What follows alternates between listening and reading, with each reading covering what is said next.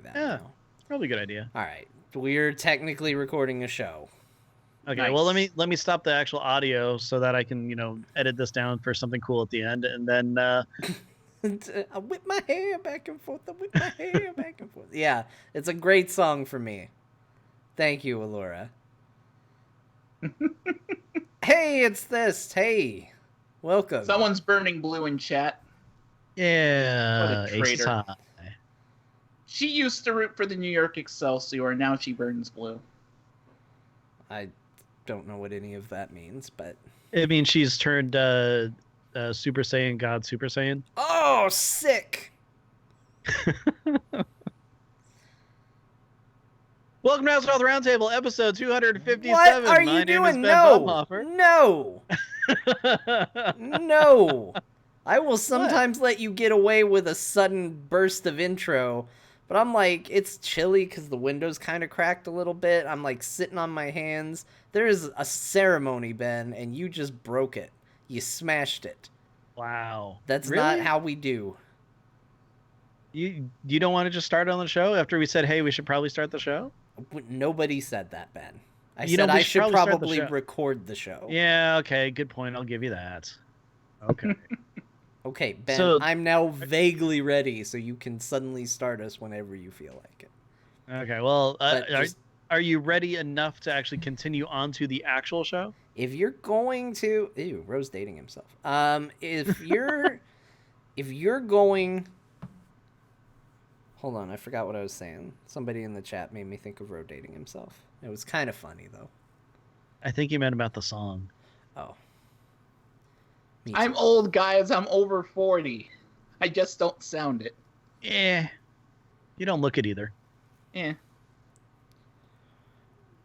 I don't So, look a John, are day you ready? over 58. What, Ben? Are What? you ready to do the actual show? I want you to do like a rock and roll. Are you ready?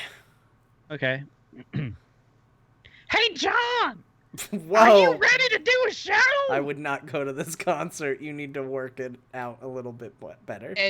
And no, Bim, I shouldn't start the show because they don't do that anymore. Yeah, he's the reason we don't. Because, hey, John, are you ready to rock? That's better. I said, are you ready to rock? Yeah, sure. Well, then let's get this party started. And this is the point where I wish I still had Toy Soldiers up so I can play it. Left, right, left. Okay.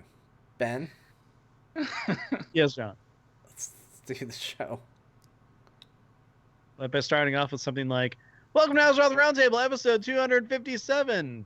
This is totally not the second time I've tried to start the show. My name is Ben Baumhofer. I'm excited for today. And with me, as always, is John Jagger. How's it going, John? Hello, Ben! It's Friday night here in Azeroth, and I'm happy to be joining you at the round table. And Ben, it's not just us this week. That's right. I What? see your shocked expression. It's as if we didn't know he was here. He was just waiting patiently, and we had no idea. And I was like, Ben, we're not alone. And you looked up because you were so busy with show notes and other important work. And then Quick, you were John, like, roll a perception check. I don't have my dice near me. Oh, you oh, failed. wait, no, I got a whole bag. I got Oh, Hold on. okay, hurry up. Okay, Listen to all hold on. this dice. Hold on, I gotta find a D20. that's a though. lot of dice. This is great podcasting. Hold on. He doesn't perceive you yet. Hold on. Yep, hold on. Here we go. Okay. That's a 13. And I see in front of me Ro from Real Maintenance. Hey, Ro, how's it going? Hey, John. Hi, Ben. Hey, Ro, how you doing? I'm doing good. It's good to be back on the show in living color, as it were. And it's good to see all these awesome chat people in the chat room that I'm used to seeing. And I'm just glad to be here. Feels good. Well, good. I'm glad that you're happy to be. Well, that you're glad to be here. I don't want to throw words in your mouth and say happy to be here, but I'm glad that you're glad. You can say that. You can say that. Well, I am happy that you are happy to be here. Yeah. Yeah. So, okay, guys, here's the thing. This is a show. Mm-hmm. Generally, we talk about World of Warcraft. Right.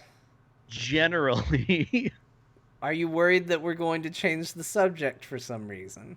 No. Or are you just acknowledging that our last episode had nothing to do with World of Warcraft? That is exactly what I'm doing, actually. Okay. So if last episode was the very first episode that you've listened to Azeroth Roundtable, it is going to be way different this time because, well, yeah, we're not going to be talking about superheroes probably all that much today. But you never know because our conversations tend to go everywhere. We could go there. Yes, we really could. We really could. But I'll tell you, one of the places that I've went is Northrend because I can go there at level 60 now. Woo! I'm excited that you made it to level 60. I'm actually at like 63 or something. Oh, look at you. Overshooting Yeah. for the moon. Always the Yeah. overachiever. Everybody Is looks this on at your Ben. new mage? It is on my new mage. Yeah. Awesome. How does it feel to not have to deal with Outland? So good. Like, so good. Like, I feel really bad because, so here's the thing. Vanilla WoW, you know, a lot of the Doesn't older exist. content that's in there, yeah, it doesn't exist. Versions of Vanilla WoW are kind of there. Like when I went to Desolus and I'm like, this is horrible questing. So then I immediately left Desolus and went somewhere else that was a little bit more fun and, you know, the new style of questing and stuff. But the thing is that Outland hasn't been touched at all. I mean, you can still go there and level, great, but I have so many, like, I don't know, bad memories of Hellfire Peninsula, and I mean, Zangarmarsh wasn't bad. Like, I basically, as soon as I could get out of Hellfire, I'd always go to either Zangarmarsh or Terrakar, and even then, I wasn't very happy with Terrakar until I can get to like Nagrand, where I'm like, okay, cool. You know, you have so much XP that you can just farm directly from Hunter guy. I can't think of his name right now. Hunter guy. Hunter man. Yeah, Hunter man. Hunt manly. Nessingwary. Yeah. Yep. So like I always was really happy when I finally got into Nagrand, but then, you know, as soon as I hit 70, or I think it was 68 at the time, I just went right to Northrend. So being able to skip those right now is one of the absolutely best things in leveling that I have experienced in a very long time. This is interesting, Ben, because as you say that, I think about what I like about Outland, and if I was to design here's the zones I want to level in Outland, and maybe this is a fun thing to do, we'll go around. If I was going to level in Outland, I would want to do Hellfire Peninsula. Really? Mm-hmm. There's something about, I think it's a nostalgia thing with Hellfire. I was there when the portal opened. I was there on the first night. I stayed up super late running through that place. To me, that's what Outland was, because that's what Warcraft 3 told me. Warcraft 3 was like, this is Outland. There weren't any mushrooms and a bunch of shit like that. It was just a big red piece of dirt, and that was Outland. So, like, it was the iconic place that I thought I was going to go. I was there the first night, getting all the greens, doing these quests, running into the Fell Reaver. Like, it holds a real kind of magic nostalgia for me, that while I acknowledge the questing there isn't the best, I don't know, I'm just always happy to go back there. There's something about the music and the feel and the atmosphere that still gets to me. I know a ton of people who love Zangarmarsh. I don't like Zangarmarsh at all. I think it's too much water. You know, the fact that you have to go around the water a whole bunch, I'll grant you that. That's definitely a thing. I could probably fly, and if I'm flying, it's probably better. But oh yeah, you can totally fly. If I have to ride around it, it was frustrating. Although now we got the mounts that run on water, so maybe it's okay. But I actually also really like Terrakar, because I like the Mana Bomb quest chain. I think that was a really cool. That one was cool. Quest. I like going to Shatrath for the first time. There's some Arakoa stuff I don't care for necessarily, but I would definitely do Hellfire. I would probably do parts of Terrakar for sure. And except not that whole like wasteland area in Terrakar. I did not enjoy any of that stuff. Right by what's it, Akadown or whatever? Like that whole area. Right. Oh, it's bad. I forget about that spot. Yeah, maybe that's when I'd leave.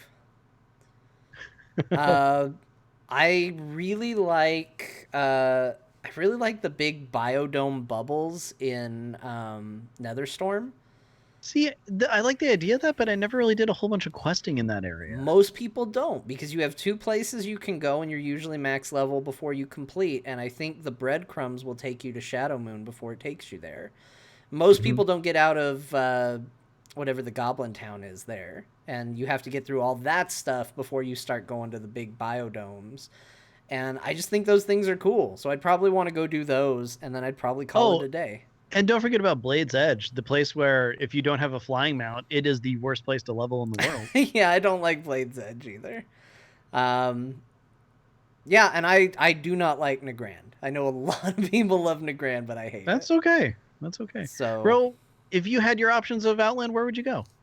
Like, would you completely bypass it like me, or do you have the must-haves there? You know, it's funny because I'm like kind of doing self-analysis on myself as you two are discussing this. I'm asking myself, why do I dislike Outland right now? It's like, what is it about Outland that just makes me go, no, I'm good with Northrend? And honestly, I think part of it is just that I know you guys are saying that you like this quest and that quest, but I think about the questing in Outland and I compare it to the kind of questing that we've experienced in Legion, even Warlords and Draenor, because one thing you can say about Warlords of Draenor is that the questing while leveling was pretty decent. Definitely. Max level stuff aside.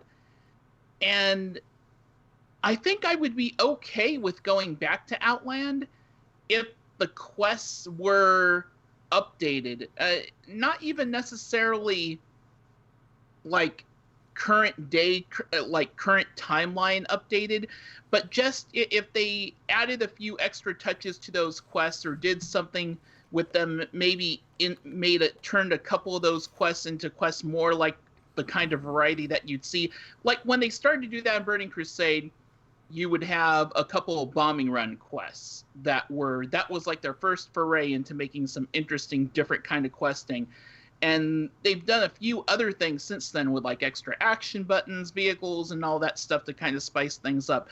I think if they just changed a few of those quests to incorporate a little bit more of that kind of thing to just pace it better, I would be more interested in going back into Outland.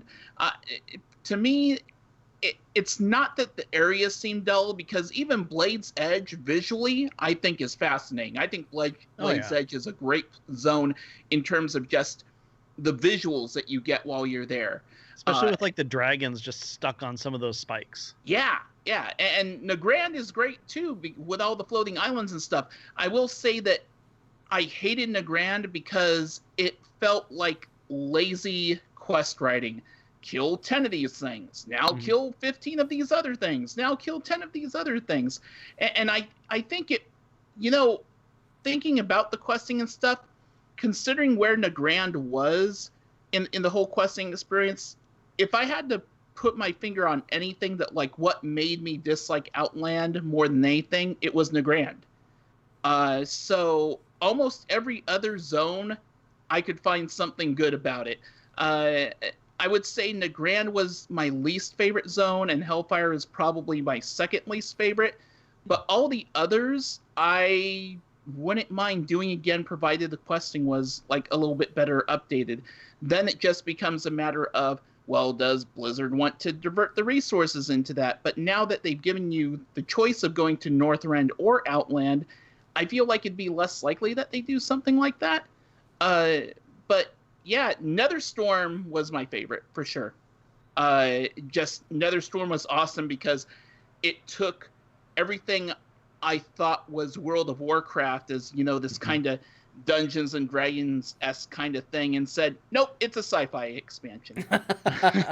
Yeah, I gotta, I'll agree with you guys. Netherstorm it's my favorite zone out of all, just because I love the visual looks. I love the whole, tapping into what's left of the world and trying to filter all that magical energy and everything into the Tempest Keep and all that stuff. And like John said, the biodomes or biospheres, whatever there. I mean, Polyshore should be an NPC in one of those. He is.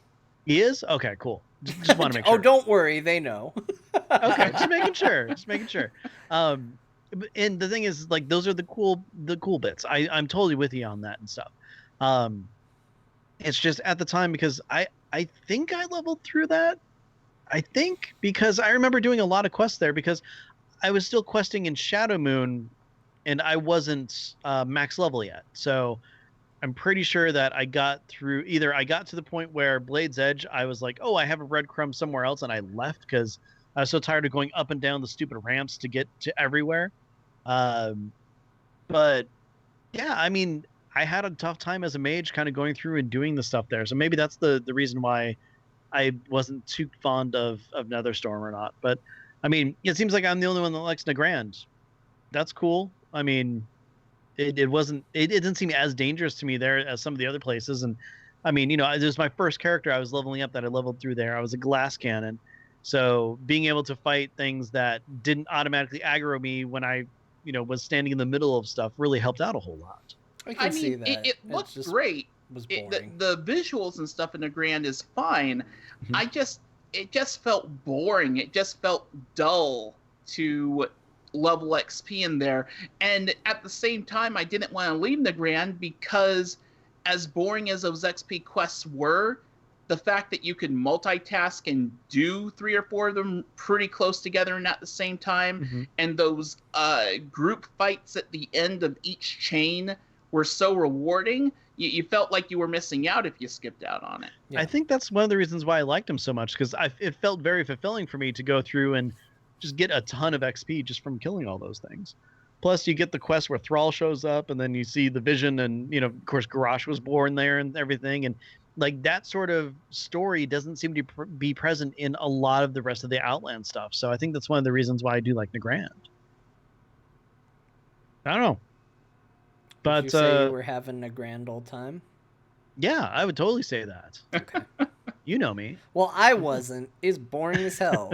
I think that's the thing, is you're right. There, like, when you start mentioning the Garrosh stuff and the Thrall stuff, I'm like, oh, there was some good stuff there. But the thing that always comes to mind when you say Nagrand is the shitty Nessingwary quests. And, like, that's the big problem is you say, hey, John, what'd you think of Nagrand? And I'm like, well, what did I do in Nagrand? Oh, right, I went and killed a stupid amount of tallbucks, and then killed a bunch of other tallbucks, and then killed a bunch of other tallbucks, and then I killed one special tallbuck. And then I dug through their poop for some reason. And then that was in Zangamarsh. And then I had to kill no, wait. There was the absolutely poop for the quest. elementals. Oh, that's right. I really like the Throne of the Elements stuff. I thought that was really cool. I hated that. I just thought of another reason why Nagrand is so infuriating. John's thinking about Nessingwary. Think about this. That Nessingwary stuff in Nagrand acted as a model for what we would see happen in expansion after expansion. Nessingwary got around, and the fact that that kind of questing format appeared in one zone in like almost every expansion afterwards really made me dislike Nessingwary. Yeah, I mean, and that was kind of the joke, right? You go into Lich King and you've got Sholazar Basin, Dita or Detta, however you say it, wanting to put an end to Nessingwary. They burn him in an effigy and all that. I vaguely remember that. I feel like I've only done Borean Tundra once, so it was a long time ago. Hey, John, guess which place I went to first in Northrend? Did you go to Borean Tundra first? Hell no. Oh, okay. I was like, wait a minute, what? See, okay, here's the thing that I'm scared of. So I've got 20 levels to go before I can leave Northrend. And I'm really worried that I'm going to have to level in Borean Tundra at some point. I'm like terrified of that. I'm like, I do not want to go there because that place is the worst. But I mean, compared to Outland, I'm cool with it. That's the thing. I'm just like, whatever. Throw it my way. Yeah. So this is what I'm thinking. Because you can start in either Borean Tundra or Howling Fjord, I would like to think that they probably designed the experience leveling and such like that so that you should be able to do all of Northrend except one of those 2 zones and still get far enough to do Cataclysm Pandaria stuff. That'd be neat. And if I get the choice between Cataclysm and Pandaria, guess what I'm going to skip? You're going to Pandaria like everyone else is. Because it's a beautiful place. Oh yeah, it would be really difficult to skip Pandaria. Well, I'm thinking about it, and it's like I like some of the Cataclysm stuff. If I'm being completely Yeah. honest, like Some of it's not that bad. some of it is not that bad. Like skip Oldham. Oldham is like, I have such a love-hate relationship with Oldham. Like, there are some really fun things you do. I really like the look of the zone. It's got some funny ideas. It's got an interesting story. Oldham should totally work, but every 2 seconds they interrupt whatever you're doing to show you another cutscene, and it really just kind of kills the mood of that zone. I mean, I would probably, if I'm being honest, I would go and I would do Vashir, and then I would go do Pandaria. Really? I love Vashir so much. Okay. That's surprising because It's definitely a minority opinion. It's very so much tell a me what you minority. like about that zone. I think some of my favorite music in the game is in Vashir. It's got good music. Love the music there. It's so good. Okay, I will say this because I've on the show I've talked about loving Vashir a lot of times, and people will tell me what they don't like about it, and I don't think they're wrong. It goes on a little too long.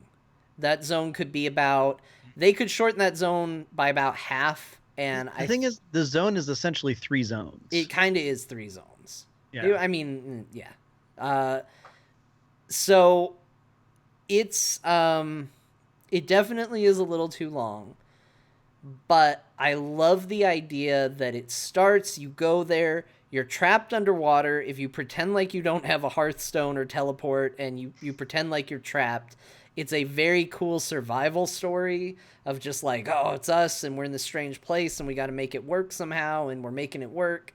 And I don't know, there's some cool stuff down there that I really, really like, and the music's really neat, and every time you manage to get out of the water and be in a little cave, it just feels neat. I don't know, something about that zone that always gets to me.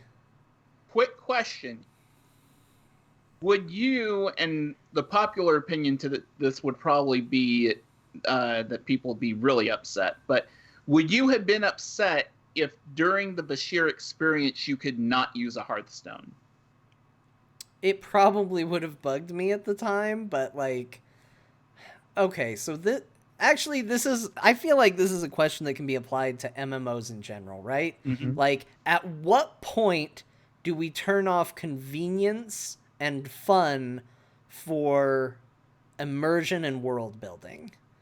Because yes, there is a part of me that wants to say like, yes, you should have absolutely started that quest chain, and until you get to the part where you break the surface and can actually theoretically make contact to the outside world, you should be trapped down there and don't let anybody go. But then you think about that from a gameplay perspective, and you're like, okay, well, how does that explain the mages who could technically just teleport out? And then how does that explain the, what if you have to go to the auction house? What if you have to go do dungeons or something? Like, do they just turn that off for everybody? And like I said, there's that part of me that wants to go, yeah, take that, players. But it's not practical. So you kind of have to just do it with your own headcanon. Yeah, because when I finally went back there when I was max level, just so I can get the lore master for the expansion, I was a mage, and I'm just like, hey guys, I can make a portal and get us all out of here. No, okay. No, you don't want Cool. to use me. Whatever. It's funny because that's one of the biggest problems that I had with the beginning of Warlords of Draenor. Yeah. And just it's something I've wrestled a little bit with the whole Argus thing, but Warlords of Draenor especially, the whole concept of the beginning of Warlords of Draenor is you go through that gate and you can't get back, right? So supposedly, headcanon-wise, you should act like you don't have a Hearthstone, you don't have a way to get back, and you have to basically make do on Draenor. And then after you do your opening starting experience on Draenor... Oh, here's a portal for you. Yeah, you get to your garrison site, and oh, hey, here's a portal, and all of a sudden, like, all of the drama and just the whole air of, like, trying to survive against the elements just kind of crumbles and dissipates because, oh yeah, we can open a portal. It takes a lot of effort, but we can open a portal. Well, I'm better than that. I just ported myself. Yeah, I Yeah. agree. I think Blizzard, and I do think that's a case where they could have done it, Ro. Like, you can't really do it in one zone, maybe, but you could say, as long as you provided people the tools to do everything they needed to do. What if we built an auction house on Draenor? Yeah, exactly. Like, you could say, no, I'm sorry, until you complete the story, you are trapped on Draenor. And maybe that part resolves earlier, but it would be really, really cool to spend a bit of an expansion being like, oh crap, I'm trapped here. Like, this is rough. We got to make this work. We got to make friends. We got to fight enemies. Like, I like you said, I don't think the leveling was the problem with Draenor. Although not as big a fan of it, but I still think it could have been. I think that would have made for a better story. Well, imagine if like you tried to use your Hearthstone and then your character says something like, "There's no connection to Azeroth" or something like that. That'd be so cool. Like, wouldn't that be neat?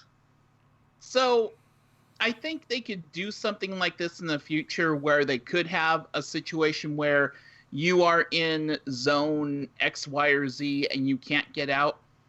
But I think in order to please the player base, you'd have to make it kind of you'd have to tie it to maybe some sort of achievement thing. So make it to where, yes, you can use your Hearthstone if you want to. So if you're a very casual player, or if you like going back to Stormwind or Orgrimmar, whatever side you're on, and doing your thing, then fine. But it'd be cool if there was that option, that kind of survival mode option for people who are like, if you want the full experience of being trapped there, if you do not use your Hearthstone during this cycle of patch content, you'll be able to access this at the end. Yeah. I think it'd be cool to have some sort of exclusive reward for people that allow themselves to like experience it, experience the immersion the way that the developers and the story crafters probably want you to do it. Yeah. And that's one of the things that I always had a hard time with, at least with Legion, is that so we kind of do our thing, but then, we get the quest to do our order hall and all that stuff. And I mean, this is like slightly different situation, but you get to the point where it's like, okay, can I log out right here? Am I going to be able to find this portal again? Like, if you're in the middle of, like basically the whole intro thing and stuff like that, where like, say you're getting your artifact weapon or something along those lines. It's one of those things where I kind of worry. It's like, you take the first part of a quest or something. Oh, I know, perfect example. What's the ship that we have for Argus? I always screw up the name. The Xenadar? Yeah, the Xenadar. Yeah. Thank you. Because I always want to call it the actual Draenei city. But anyways, the Exodar. But anyway, so the Xenadar. At one point, I logged out at some point in the whole intro thing, and I had no idea how to get back to where I was. So I had to actually drop the quest, figure out, and then go all the way back to the Exodar, and then go back and click on the thing again to start the whole chain up. And it really sucked. But if I had known something along the lines of like, okay, it's safe to log out here, or if something popped up that said, hey, you're gonna have to start over from the beginning if you do this, or something along those lines, it would have helped a lot. And I think I would have been like a lot happier with the immersion of, because I actually was on the Xenadar, we got to Argus, I saw the whole intro thing and everything like that, and then I had to leave for whatever reason, and then had to do the whole thing again, and it broke it for me. It's kind of a bummer. I just want to paint a picture real quick and tell me what you guys would think of something like this. We go to Draenor, right? Let's say they go with the idea you can't get back. We have enough facilities out on Draenor that you've got the auction house, you've got everything you need. You can still maybe queue into old dungeons and stuff like that. They've put infrastructure there, but you cannot get back to Orgrimmar or Stormwind. And it's just like, you are not going to get to see these places until you complete it. And instead of during the quest chain, you get to return, it's the entire expansion that you are there fighting for them and all of that. And finally, At the very end, we've reconstructed a portal. We're going to have a way to send you guys home. You get to go home and see Azeroth finally. And you think, okay, cool, this is going to feel so neat to get home. And you do, and the skies darken, and infernals are raining down on Azeroth. And you're just like, the Legion's here. People would lose their minds. So cool. It'd be so great. That would have been so awesome. So, I think, like, moments like that might be worth the weirdness they might have to do to make it work. They'd have to give us access to, like, an actual, like, capital city or something, like, right away, like, from the get-go. If only Warlords of Draenor had had a couple places that could have been capital cities. Yeah. And not a stupid cave complex thing for the Horde. Yeah. Yeah. But, yeah, you know, it's... I just feel that when it comes to feeling immersed in an MMO, it's one of the bigger challenges if you're someone who's like a big story fanatic and lore geek and stuff like that. It's something where you kind of have to work that whole Dungeons and Dragons role-playing muscle, as you will, because the fact is, because it's a massive multiplayer online game, there are going to be people who like the feeling of being immersed in the world, and there are going to be people who just want to play the game like it's Diablo, kill stuff, get loot, get out, and go where they want to go and do what they want to do. A game as big as Warcraft can't really put that restriction on itself without losing a sizable chunk of its player base. Yeah. I feel like maybe a smaller MMO, a more like specific or stylized MMO could get away with something like that. But when you have just the broad, massive spectrum of players that you do in WoW, they can't really limit themselves like that without angering a lot of people. What if they had specific servers set aside? Let's call them RPG servers, where people go and role play, and then these extra limits are placed on it. Because only cool. WoW had role-playing realms. If only I played on an role-playing RP game realm, realms. That's what I'm talking about. No, not RP realms. No, because if you look at it this way, if we had no access to Azeroth whatsoever, the garrison makes 100,000 times more sense. Yes. Yeah. And it totally works. Like, making the tough decisions on what buildings you're actually going to do. You know, you're going to have, of course, your 2 trade skills if you care about them. Having a bank is important, actually. Having an auction house is important. Like, all these things actually matter at this point. But since we have access to go right back to, you know, Orgrimmar or Stormwind or wherever, what's the point of actually having the garrison? I think that's one of the biggest flaws that there was.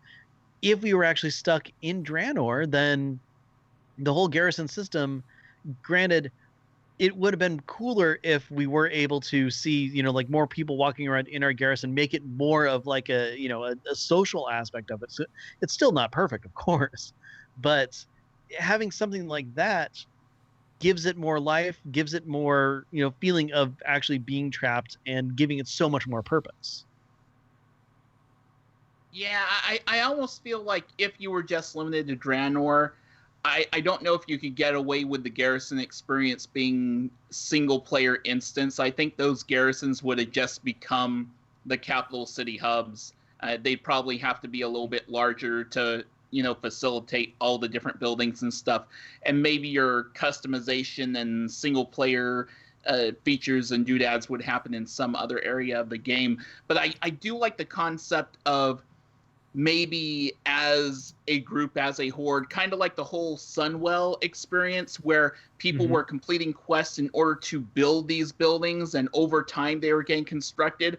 I like the idea of being trapped on this place, and now you have to work together to build these essential buildings and functions to be able to do the stuff that you were able to do back on Azeroth, on your homeland and such like that. I think that could be an awesome experience. Bring people together at the beginning of the expansion rather than just at the end of the expansion, when we more often see that kind of stuff. So instead of having a bank, like right away, you have a dude who's like kind of shady, and you have to, like, you know, either rep up with him in order for him to actually have all your stuff, or you have chances of things just kind of disappearing from your bank at times. I'm sure that's horrible, and that's the worst thing to put in a game. But Pretty I just bad think that's idea, funny. but that's great. I know. It's just until you get what if something you just actually randomly situated. lost stuff from your bank? Well, it makes you have to choose what you actually think is okay to put in there. I don't know, just certain little things like that. It adds a lot to the questing experience, definitely. But I mean, maybe I should go through Vashir and play it the way that John did. You should. I mean, it'll be the first time that I'll still be a mage, so it's still going to be kind of broken. But maybe my spell book got waterlogged, and that's the only the teleport spells are the only ones that got ruined. Maybe at that depth, mage portals collapse. Your mage portals collapse. They do all the time. I don't know what that means. It means that was a good, bad explanation, and you're upset about it because it was so good. Okay, sure. Like, what? Okay, you open a portal underwater. A bunch of water comes pouring through it. Then the ocean empties. It's transported somewhere else. Yeah. Okay, that would actually be really funny. You're like in the underbelly of Orgrimmar, and then all of a sudden, just tons of water just fills in. You see like a mage just kind of go through, and then it stops. just peaceful in Orgrimmar one day, and then all of a sudden just. That'd actually be really you just see this mage go flying across the entryway, and just water comes pouring out. Okay, I like that plan. Okay, that's why the portals don't work. I'm good with that. Yeah, just don't think about it when you're in all the caves and stuff. I don't know what you're talking about. There are no caves. It's always underwater. You're entirely underwater. That's what it is. Yeah, that's right. We are describing Thousand Needles. That's what happens. That's how we should fix Thousand Needles. Just a bunch of mages swim to the bottom of Thousand Needles, open up a portal. Yeah, totally. Oh my gosh. I mean, either faction could use that as warfare on the other faction, right? Just bring a whole bunch of mages, swim to the bottom of Thousand Needles, open up portals that go to the other city, and just flood them out. Question for you guys. Okay. I'm just thinking of drainage of the collective shadows. I know.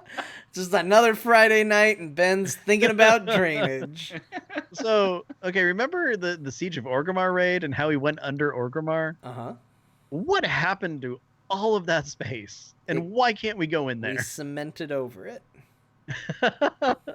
I would imagine that during the reign of War Chief Sylvannas, I would imagine that space is probably being used to house weapons, possibly blight and plague stuff being brewed and such over there. Like that.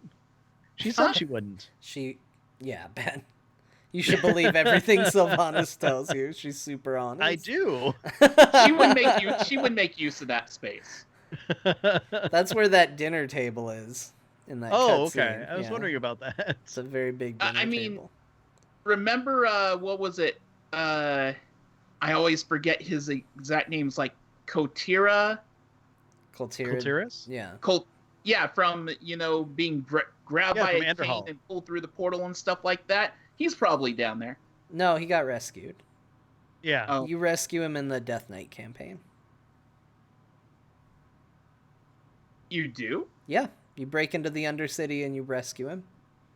Ah, I had no idea. Surprisingly, it's a lot like Flex Mode. Hey, right? isn't it crazy how cool some of the stuff is in this game when you do class-related content and not everybody has the same experience? Mm-hmm. I love it. Love it so much. Wish it would stick around. Yeah. But yeah, he got rescued by nice. the Death Knights. So Yay! Good job, Coltiris. it's just Coltira. Coltiris is something That's else. what I meant. Yeah, Coltiris. Coltiris is where we're going to in the next expansion. Why are names always so similar? I don't know, Ben. Like, what's up with Ogrim Oh. and then Orgrimmar? What's up with that? I know it's named after him. Don't jump on me for that. No, it Quick was named question. after Tepartos. Quick question: if Belfer Azeroth gets brought up on the show, what's your general guys like thing for like spoilers talking about data mining and stuff? Are you gonna Like- mostly like stay away from it? Can we talk about the fact that they changed Sylvannas' dialogue to make her less evil? Really? Oh, they did? Yes. Cool. Okay. Let's But talk. we still don't know if it's the final dialogue. They've already changed it once now. But now she's giving a better reason why she wants to take Darnassus. Mm. The next one is, hey, look, I have a kitten. The next one is, guys, what if we bring a basket of goodies to our friends the Night Elves? Then maybe they won't attack us. And then some goblins are like, hey, I bet they like explosives. Let's put an explosive in the basket. No. Here's the difference: is when you see the closed captioning or whatever for the quest text, she says gift basket, genuine. When the goblins say gift basket, quotation marks. It's Yes. just a big We misunderstanding. need to improve relations on Kalimdor. Please make sure that the Night Elves receive our gift basket. Oh yeah, we're gonna make sure they get their gift basket as soon as possible. It's gonna be the biggest gift basket the world has ever seen. Oh, good. I'm glad. We want to, have good relations. Oh, it's gonna be a blast. You know, speaking of goblins, when it comes to like the burning of Teldrassil, I could see that being something that's not motivated by Sylvannas whatsoever. In fact, I could see Gallywix and his goblin henchies and stuff like that putting that into motion and causing that to happen, because for Gallywix it's all about profit, right? Mm-hmm. And if Sylvannas, if the Horde and Alliance, if the war escalates between the two, I mean, along with the fact that you have this whole Azerite thing going on, but if there is more conflict and stuff going between these two factions, that is keeping Gallywix in business, and that's keeping him rolling in gold. So just like in modern days, there are neutral parties that like to facilitate war for the means of profit. I could see him doing that. It does seem like from the new text, it seems like the burning of Darnassus might end up being somewhat unintentional. The way the dialogue plays out, brief spoilers, jump ahead. It sounds like there are wisps that are preventing the Horde army from gaining access to Darnassus, and that these wisps, they can't attack them because they look just like little wisps. So they come up with the idea that if the wisps have to go tend to other things in the forest, it causes them to disperse. And I think they try lighting fires to try to get the wisps to disperse. And they didn't listen to Smokey, and they didn't prevent forest fires. Just the wind conditions that day were not optimal for controlled burns. There are goblins there. It could be a case of goblins being like, meh. They want fire? Oh my god, you made it worse. So Or basically, better. Darnassus and Teldrassil have the same kind of conditions as Southern California. Yeah. Mm-hmm. Yeah, even though it's a lot of dry greener. brush. Based Yeah. on true events. I know that there's that little lake up there that, it's where we hang out before we go attack Darnassus, but apparently that's not enough. Nope. It's never No. enough. So that's interesting that they changed the text, and I'm sure it's going to change one or two more times. I'm not really, when it comes to like all the lore data mining and stuff like that, for the most part, I'm avoiding that stuff because I feel like half of that stuff is going to be red herrings anyhow. I feel like Blizzard realizes that they can't avoid that stuff being data mined. So the best thing to do next is to throw in additional stuff, throw people off the course. If you put in multiple lines of text, then no one can know which one is going to be the exact truth until the game launches. It also gives them an opportunity to test the waters, honestly. Because Garrosh failed for them. Like, if you talk to Blizzard devs, they wanted the fall of Garrosh.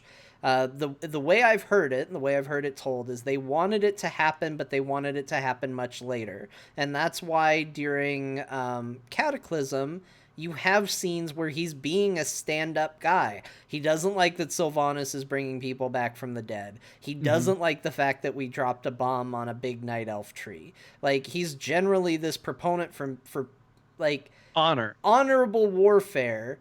And then you get to the next expansion, and all of a sudden he just wants everybody dead and genocide, and let's blow up Theramore for no good reason, and I want to control the whole continent. And it's because people didn't like him. People were like, oh, you're trying to force this guy that nobody wants as our leader. Sorry to all the Garrosh apologists. I know you're out there for some reason, but... we're looking at you, Steve. Garrosh did nothing wrong. I know your war cry. Stop it. So there are people out there who do like him, but generally speaking, people turned on him, including the Horde. And the Horde was sitting there like, great, you gave us a war chief we don't like. Way to really boost our faction pride. And now they run the risk of doing it again with Sylvannas. And it's working the opposite direction, though, I feel. Sylvannas kind of has the opposite problem of Garrosh, if you think about it. More often than not, I hear more people saying that they like Sylvannas and they don't want her to turn into another Lich King. They don't want her to be another big bad, even though she has all the qualities and traits that could easily let her go that route. And just you're mentioning this text is being changed, it makes me wonder if Blizzard's once again listening to public opinion and adjusting her personality to go a little bit more toward being a more neutral / maybe good leader. Which is one of the reasons why I really think that for just kind of a change of pace, so that they're not just repeating history, that the Alliance need to be the aggressors on this. And I still think it'd be great if somehow maybe Gen, who hates Sylvannas so much, framed the Horde and burnt down Teldrassil. There are a ton of logical reasons for the Alliance to go attack Lordaeron without being considered total dicks about it. They could feel like it's owed to them. It's a human kingdom.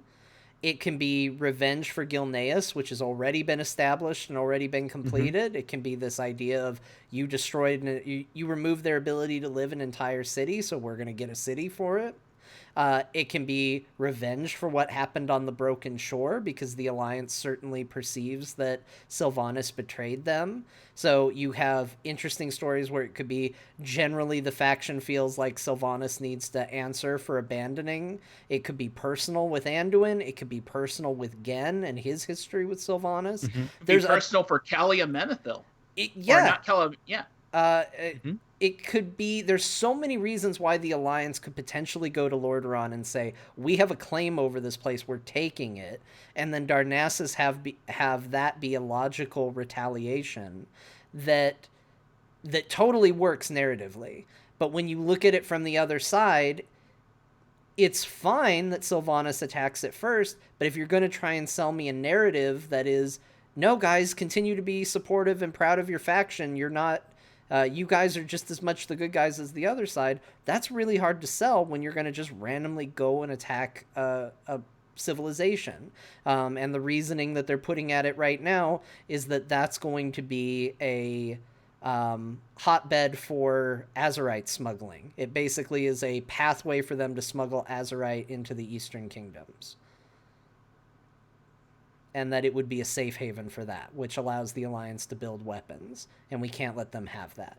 And, okay, that's a better explanation than I'm worried that one day war might get real bad, so let's go attack them, but it still doesn't feel as good as any of the other scenarios. So you're saying that the explanation is that Teldrassil could be a way for the Alliance to smuggle Azerite over into the Eastern Kingdoms, like a stopover? Yeah, the idea would be that they would have a place, a direct line where they could smuggle Azerite to before it goes over to the Eastern Kingdoms. Gotcha. Geographically, that feels a little out of the way, though. Like, it means they have to go up the western shore of Kalimdor all the way up top, and then all the way east. I don't know. agree. Yeah. There's a geographical issue I'm having with it as well, because Darnassus is totally northern part of the world, Yep. and Azerite, supposedly coming from Silithus, is in almost the complete south. Yeah. So It'd make more sense if, like, Gadget Zan, if the Alliance, like, man, what if it'd make more sense if the Alliance, like, tried to take over Gadget Zan and use that as a place, because Gadget Zan's technically a neutral city. The goblins there aren't horde goblins. I mean, I think that's just the problem, is like there are these weird logic hurdles you have to go through in a world where you want Sylvannas to still be portrayed as a sympathetic and potentially good leader. I will say Matthew Rossi wrote up a really interesting series of tweets about Sylvannas, because I have always been extremely apologetic for her and what she does. She's in a weird position. She's in charge of a group of people that anytime one of them dies, that faction gets permanently smaller. And under Garrosh, she was being told to go to war, go wage war on Gilneas. They were the cannon fodder. Yeah, and she's very protective of her people. That has always been a character trait of her. The people who point to all the evil things she's done, it has always been in the name of saving the Forsaken's life. Now her people are the Horde. And I can see her being extremely protective and extremely, going to extremes just like she has before to protect the people she's responsible for. It's actually a good trait, but again, and this was my point to what he wrote, while it makes sense for Sylvannas, it also needs to make sense for us as players to be a part of it. So they can have all the best reasons in the world for Sylvannas that fits with her character, that's in line with everything she's done. That's well and good, but you still need to sell me on why my character goes along with it. And that's the part I'm not 100% sure that I'm on board with yet. It's a big reason why I'm rolling up an entirely new warlock. That's why I'm doing a new mage. All three of us actually couldn't go with the headcanon of it with our main characters. And I mean, the more people I kind of talk to, it seems like that's kind of a recurring thing that happens. And, even though it's going to be technically the same story and everything like that, this new character totally fits with the idea of she's my war chief. I believe that what we're doing is right. And I mean, if you look at the Void Elf that I just made, not Void Elf, sorry, Nightborn that I just made. Yeah, it's totally like, yeah, those people kicked me out. They didn't want me. And we are the downtrodden faction. So we're going to fight for survival, which is essentially what, a lot of the theme of the Horde has been. They've been the underdogs. They've been the ones just clawing and scraping, trying to get by for a lot of the game. And I'm looking forward to looking at it through those eyes again to, kind of help me stomach the potential of, oh, we're just turning into the evil faction. Yeah. I don't want to be the evil faction because this entire game has always been like levels of gray. Well, and it's always been one of my favorite storytelling tropes of Blizzard. It's what got me into Blizzard games to begin with. Was they were the first company, I don't want to say they were the first company ever, but of games I played growing up, they were the first game that challenged me to explore the concept of just because something looks different from you doesn't mean it's evil. And that's, I was young when I was playing Blizzard games. This is an important lesson to teach people. And this is an important lesson to learn. And one thing that I always loved about their games is how flawed their human characters were and how human some of their monstrous looking characters were. I mean, even from the first Diablo, you as a human get to the bottom and you vanquish evil and you should be the biggest hero in the world. And the first thing you do is you stick Diablo's soulstone in your head and you become Diablo in the next game. The corruption of a human right there. StarCraft, you've got these terrible Terrans that can't stop betraying one another. And yeah, there's some that are good, but you know, we get Kerrigan as a result of a betrayal, but from humans betraying humans. And you have these noble aliens that they have their issues too, but they're the ones who step in and, you know, make peace with the good guys, and it's this banding together against evil Terrans and all of that. And Warcraft 3 was very much that too, with the fall of Arthas, and, you know, it was Jaina and Thrall coming together and saying, no, we need to put aside our differences and all of that. It's been a core story element through so many of Blizzard's games to say, working together, unity, don't judge people based on how they look, humans aren't infallible. It's always been a part of their storytelling, and I feel like more and more often now they're falling back on the Horde bad guys, Alliance good guys. I feel like, based on the cinematic that we get for the Alliance, I don't know if you guys have seen it yet, the one with basically at Varian's thing where Anduin gives a speech and the SI-7 agent talks to him again. Have you seen that? Okay. Yeah, I did.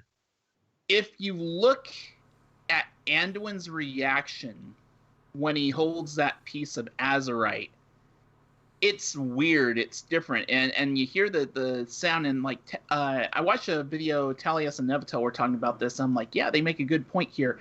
It's almost as if holding the azurite was doing something to Anduin, like he was reacting oddly to it. It's like, almost kind of like a whole my precious moment, right? Yeah, totally. Just see a glimmer of it.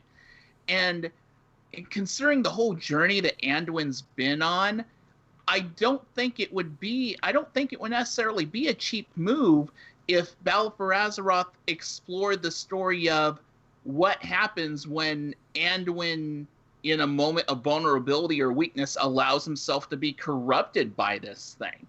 Not that he's inherently evil, but all human beings, no matter how good or bad they are most of the time, we are all susceptible to moments of weakness. And it'd be interesting to see Anduin experience a moment of weakness and that lead to the Alliance participating or condoning or just being behind something that could be perceived as an act of, evil or aggression. I don't need the Alliance to be bad guys. I just need the Alliance to be just as flawed as the Horde are. Yeah, and I think you actually see that with Sylvannas too, when she's looking at it. And I wouldn't be surprised, we've all theorized that the next expansion after this could be Old Gods. Azurite could be a product of the Old Gods, and that could be the big reveal at the end of the expansion. Just because we think it's the blood of Azeroth doesn't mean that it's actually right. I mean, Saronite from, forever ago, from Northrend, right? Yeah. That was essentially Yogg-Saron's blood. So, I mean, something kind of along those lines. Spoiler, Azeroth is an old god and not a Titan. Spoiler, Bran Bronzebeard actually is a Titan now. I don't know. I'm just throwing stuff out there. Okay, so what I would really like to see happen is that no one's corrupted, because I'm kind of tired of that too. But I get, if you have good traditionally good characters and they go bad, you have to have a reason. But with this, I would like that reason to be Gen. Like, I would love to see his thirst for revenge and everything. Like, maybe the wild side of him, he has strong motives. He lost kids to this girl. No, and don't get me wrong, I understand he's got reasons. And, John went over a lot of them beforehand. Yep. But I would love to see him kind of pulling Anduin's strings and, like, manipulating him as like his advisor behind the throne. Granted, Anduin is older, and I guess I'm guessing that he's of age to definitely really rule and stuff. But with him having his father as an example, him not going the path of the warrior and kind of or trying to be like a battle cleric or something, whatever. I'd like to see that he just isn't ready for it. He's not, strong enough in his own faith in himself, and have that be the key for Gen to kind of pull the strings. And then who knows, we defeat Gen and he actually gets that faith, and then we all become friends. Ben, Yes. John, what if Gen Greymane right now is Rathion in disguise, just like Oh, Lady no. Crestro was a Vixie in Oh! disguise? We're falling down so many conspiracy theory rabbit holes.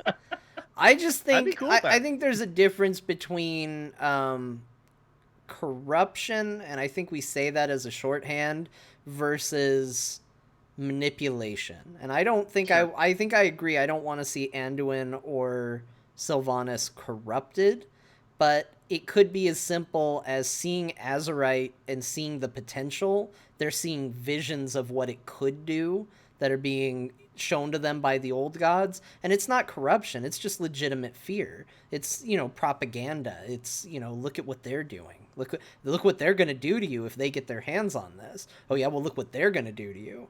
And just that paranoia kick in around it.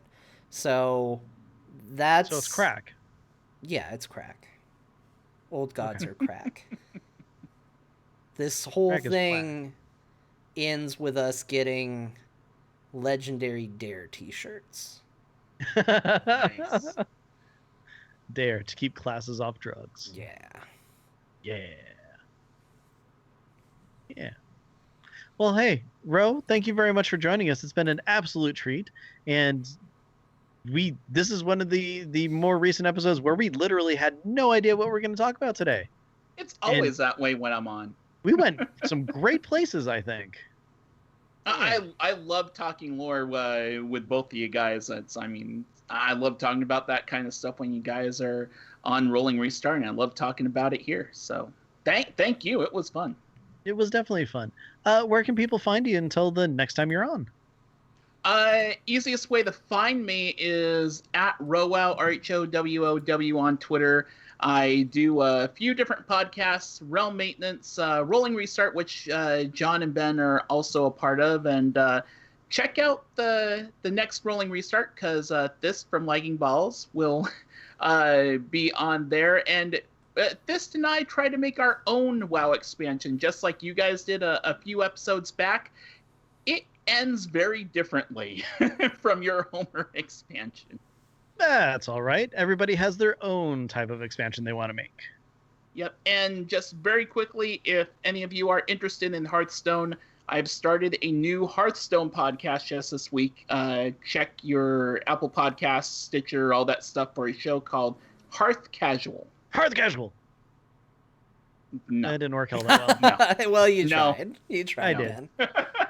No, very cool though. Yeah. John, what about you? Where can people find you? Well, hey, everybody. If you want to know what I'm up to, go ahead and follow me on Twitter at John_Jagger. The biggest thing coming up, because it's all I can think about, is tomorrow there will be dungeons. There will be what? There will be dungeons.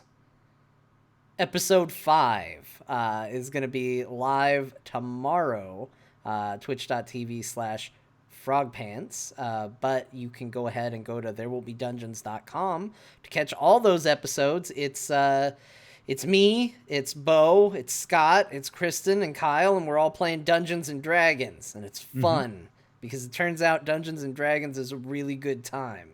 So I encourage everybody to join us live or get caught up on it, because it's a good time. I'm having an absolute blast. Definitely good times. And also because how can I deny Ben his opportunity to say it? If you want to hear me talk about Heroes of the Stormcatch Core, There will be dungeons. it all works. Just yell all titles, and you can find out more about that at heroesforyou.com. That's Heroes of the Storm Show, Frog Pants Network. Check it out. Ben. Yes, John. Hello. Hi. It's the part of the show where I get a brief moment to talk to you. Oh, I like talking to you, John. It's fun. Just you and me. We're just gonna rap for a little bit, but not actually rap because neither of us are good at it. So, Ben. Yes, John. Hey, where can people find you? Well, funny thing is that they can find me along with you on episode 200 of the Pwnecast. That's right. Yeah, it's the most recent episode. It just went out this morning. I had a lot of fun. I'm assuming you did too, since you're being silent. I didn't know that was a throw to me, but now that I know that that's a throw to me, Ben, I had a great time too. It was so much fun. We talked to Pardos. Yep, that's all we talked about. In fact, that's all we said most of the episode. That's all we can remember. Yeah. So check it out. We had a lot of fun. Other than that, I am also on a show called Battle Pets with Aludra. We talk about battle pets in World of Warcraft. Yeah, I think I mentioned it on 2 episodes ago when it was technically the most recent episode, but Sarah and I finished Super Mario World on Ben vs. Never. It's on YouTube. Just do a search for Ben Bumhofer, you'll find it. I almost forgot to put up the video before we went on vacation, but hey, it was there. This show, though, Azeroth Roundtable, you can find us on Twitter. We are at AzerothRT.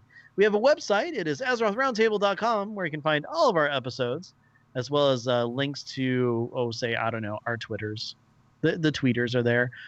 Contact information like emails, such as AzerothRoundtable@gmail.com.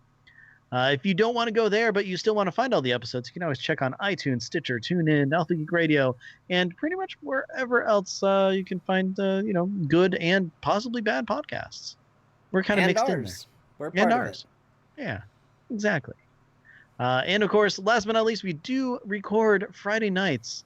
Generally at this time of year, it is at 7 p.m. Pacific on twitch.tv/AzerothRT. I think that changes next month. It does. That's why I said now. Great. That never gets confusing. That never throws me off. So fantastic. Wait, is our show going to be... Oh, no, our show's at the same time for us. Nothing changes for us. But it'll be an hour earlier for everybody else. I'm going to be honest with you, Ben. An hour later. Ben, I don't know. Whatever. It'll be 11 o'clock for me instead of 10 o'clock. Oh, okay. So it'll be, an hour later for everybody else. Ben, I was selfishly just thinking about what time we would be going to dinner. I wasn't thinking about the show at all. I was like, wait a minute. Do we leave earlier or later? No, we're good. At the same Still time. Same time. Yep.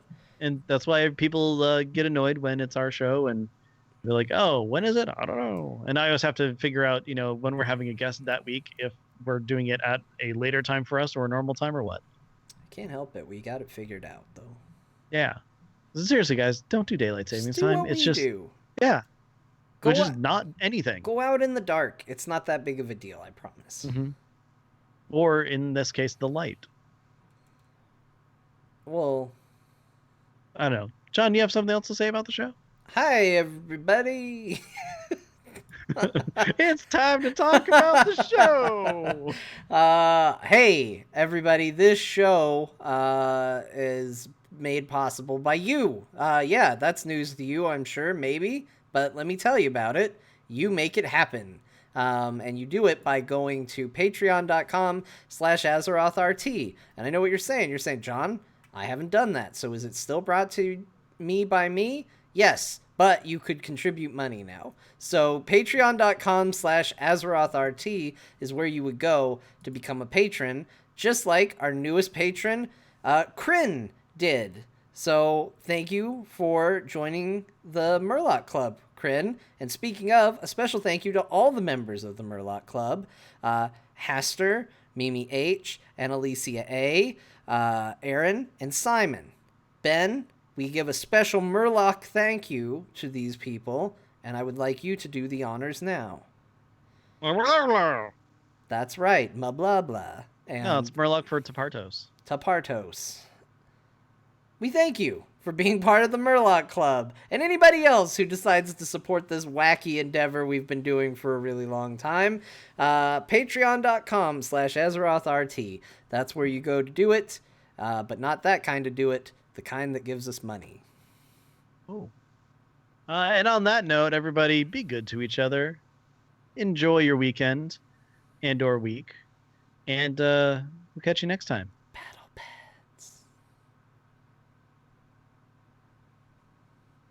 And that's a show. Yay, we did it.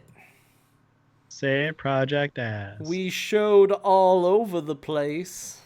You said that earlier in the car, and no. I know, that's how shows work. No. You get together, you record, and then just show all over the place. Get a show. Get 'em up. You're worrying me. No. I'm gonna play again. That's what people are hearing right now, in theory. Oh, because I can do that too. Well, no, don't double up on it, because now they'll be hearing it twice. They're hearing it once now. I should put it quiet. It's actually probably pretty loud right now. Put it quiet in the background.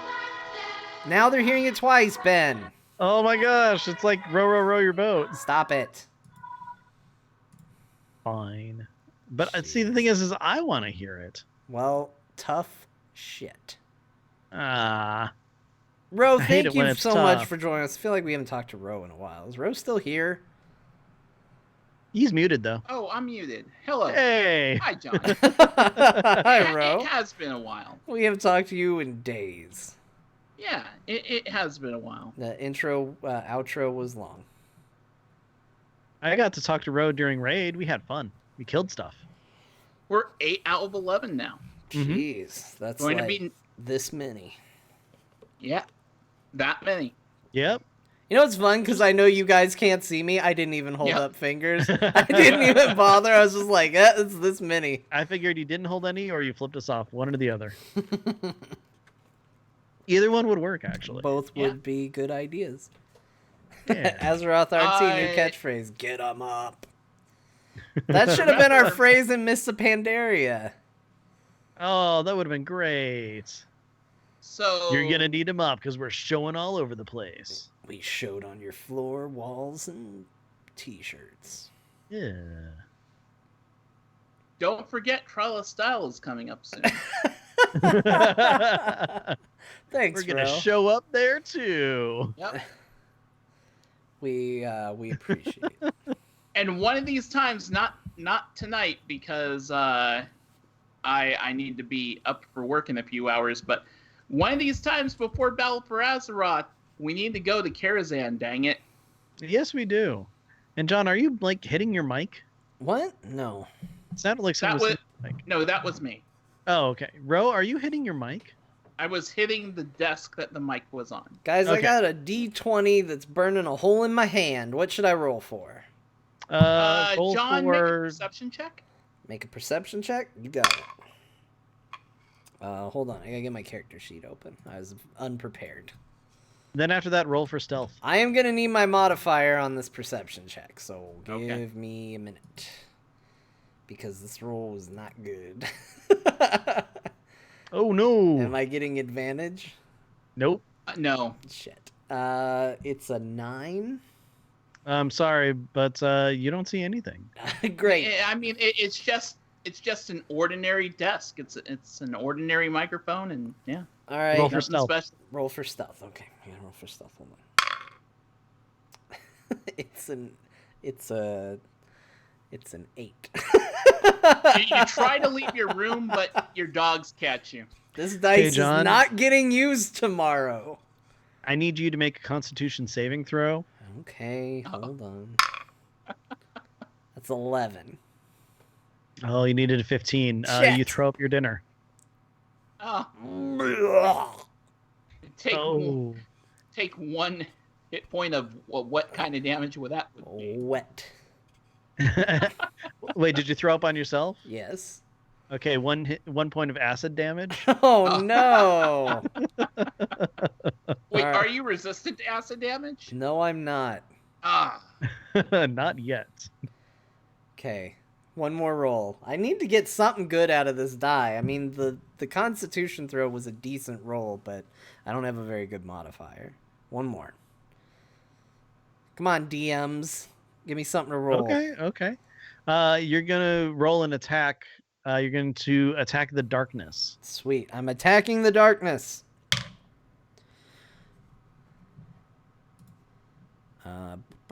That's a 21. Oh, that's a hit. Sweet. Hold on. Roll for damage. I gotta get my Yeah. D8. I wasn't prepared to roll for damage. All right, we're gonna use this sweet wow! yellow and black Look at D8. Ben. Ben, you just asked him to roll for damage. Bo would not roll for damage. Bo would just say the darkness. He would just skip. He's died, I guess. I don't know. 7, 8, 11 damage. All right, the lights are on. Sweet. Go ahead Guys, and roll I another turned on the perception check. lights by stabbing it. Okay, perception check. Hold That's a natural one. You still can't see. I'm sorry. My eyes took a minute to adjust, so I closed them. Yep. Unfortunately, well, that's it. That was your chance.